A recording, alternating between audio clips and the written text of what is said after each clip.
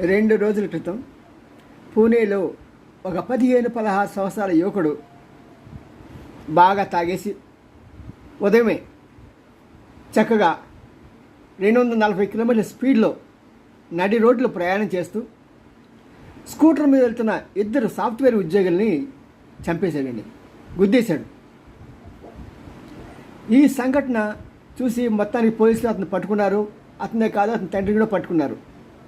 కానీ ఇక్కడ సమస్యలు ఎక్కడొస్తున్నదంటే, వీడు మేజర్ కాదు.